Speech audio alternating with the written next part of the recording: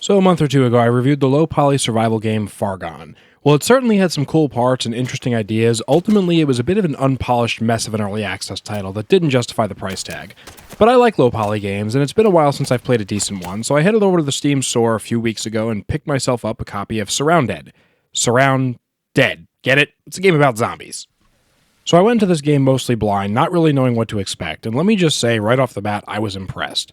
Low-poly games tend to be a mix of titles that some use the art style really well and can unironically look quite beautiful, and others that, well, they may end up looking like this. Surrounded from a visual standpoint is a treat, really, at least in my opinion, brings out the absolute best of the low-poly aesthetic, being detailed without trying to look like something it's not. The lighting on this game is also pretty good, and oftentimes I found myself stopping what I was doing just to admire the scenery. The world, by the looks of it, is made by hand with little to no procedural generation, something I unfortunately see a lot of these days, and while sometimes it can be great, more often than not it just ends up feeling cheap. Not using any procedural generation, Surrounded feels natural. With everything handcrafted, environments actually make sense. When you find a building in the middle of the woods, it feels like it belongs there, it logically makes sense. Cities feel like they were once lived in, and the towns that dot the landscape feel like they too were once bustling with life. The amount of detail in the game world is staggering. Little things like this mall here having an arcade, a clothing store, and other shops filled with lootable containers made this retro-esque looking game feel surprisingly immersive. Visuals and setting aside, let's talk about the most important part, the gameplay. Surrounded has you start off by creating a character who has only the most basic of weapons, being a small cheap knife and the clothes on your back. You'll want to scrounge for food and drink quickly as this game requires you to maintain both hunger and thirst. Also, keep on the lookout for medical supplies as getting a broken bone or irradiated can bring you to a halt or a quick end. Something I really liked about Surrounded that I think other survival games lack is a useful item sandbox. Almost every item you come across, aside from the junk items, are useful in some way. When you pick up a weapon, you'll need magazines for said weapon. You'll also need ammo, which you can get by scavenging or crafting with black powder and bullet casings. The game isn't very specific on the casings part, any will do, and this is one of the many things I like about Surrounded. It isn't too over the top or hardcore in terms of scavenging. It knows how to be a game rather than a simulator. Something I personally dislike with a lot of these survival crafting games is just the amount of bloat and overemphasis on finding specific parts or combinations of parts that you need. It just makes the game feel tedious and grindy. While in Surrounded, you certainly can search for a specific item, component, or weapon, it never feels required, and you can make do with just about anything, which makes this survival game feel a lot more sandboxy than most. You get a nice host of weapons from the M249 saw to the exotic AUG, and my personal favorite, the ACR, most popularly known from Modern Warfare 2. No, not that. The real Modern Warfare 2. There you go. In addition to the bullet-based weapons, you'll also get a myriad of others like Molotov cocktails, which are a new player's best friend, pickaxes, shovels, kukris, fire axes, and I'm sure a bunch more I haven't yet found. I've put about 30 or so hours into this game, and I'm still finding new things. Now let's talk about the combat. Mechanically, Surrounded's combat feels pretty good. You have the aforementioned melee and bullet-based weapons, which can be used from a first or third-person perspective. I generally play in third person since that's what the game is mainly meant to be played in, but first person is there as a viable alternative. Swinging at things with a melee weapon is a bit more in-depth than most games.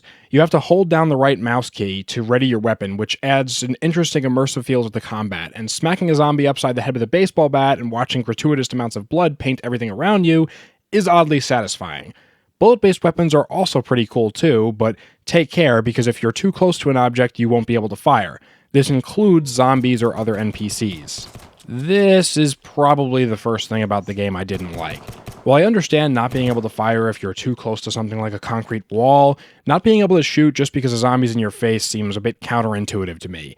The game is in early access, so I'd hope this is something they might change as time goes on, but yeah, I really wasn't a fan of it. In fact, the guns in this game really seem to be catered more to being long-range weapons. Even guns that are shorter-range weapons, like shotguns and pistols, didn't really make sense, but other than that, the ranged weapons do feel pretty good to use, and they're actually pretty balanced. This isn't Call of Duty or any of the other popular shooters where the weapons have no recoil. Weapons in this game, you actually kind of have to tap fire. You have to use semi-auto, because if you just go spraying and praying, it's not going to work out. You'll have to carefully and meticulously plan out most of your operations, which makes the game all the more fun.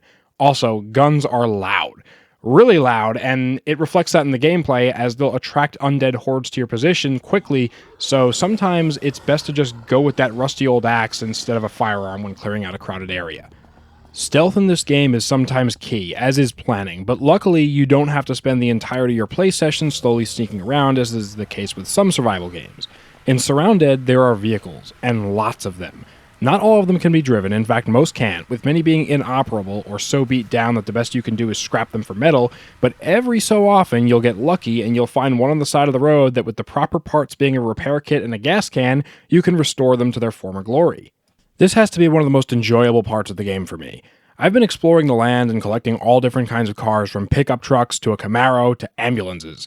There are all kinds of cool vehicles you can drive, like golf carts, jeeps, and even a souped-up apocalypse-ready armored truck. It's really cool to be driving along a road only to find an even cooler ride than the one you're already in. To make things better, each vehicle has unique stats, from armor to speed to even carrying capacity. I currently keep a trailer truck at my main base for when I go on long-term supply gathering missions. It isn't very fast, but it can carry quite a lot, which brings me to my next point, and my next gripe. The inventory system. Inventory management in this game can be a bit of a chore. While it's far from the worst inventory system I've seen, it's also far from the best. You'll have to pack items away in various storage compartments based on their size and type. Your storage capacity is determined by what type of storage-related items you have on you. For example, I have this giant backpack that gives me a larger grid to put my items in. I also have this carry vest that allows me to put ammo in 2 of its pockets but nothing else. Then there are these 2 toolboxes which can only carry crafting materials. To add to this, some materials are larger than others or different shapes, and you have to pack this stuff all in a certain way, otherwise you'll run out of inventory space. The game does allow you to stack one storage thing inside of another, like these backpacks, which is just weird, but there's an option to toggle that off, but I don't think this is the best way to do it.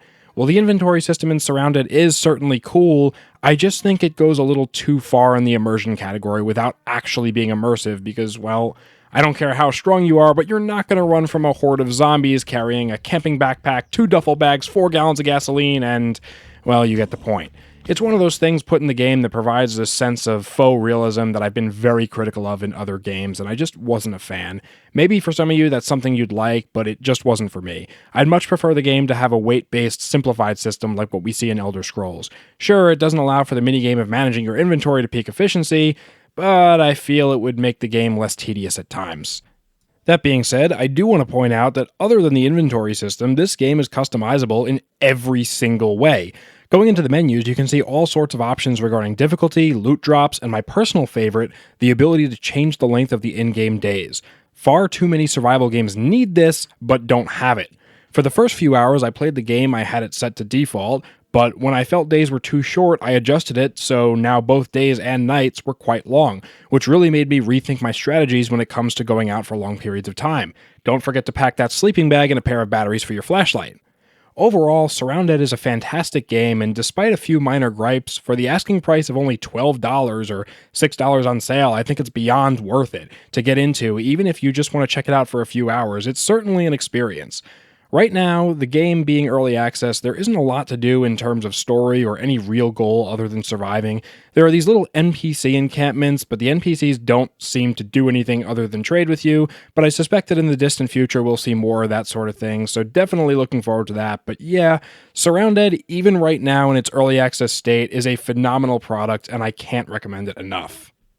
In terms of bugs and glitches, there were surprisingly very little that I encountered, a far contrast from a lot of other early access games.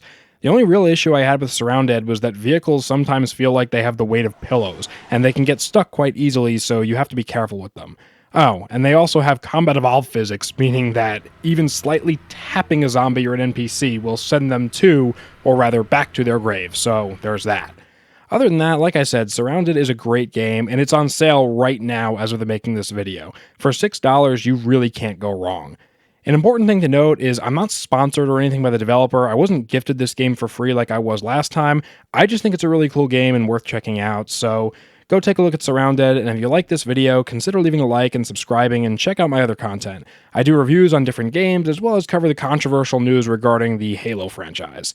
That is going to be it for me today. Thank you so much for watching. Hit that like button if you enjoyed, and as always, have a great day, and stay safe. Goodbye.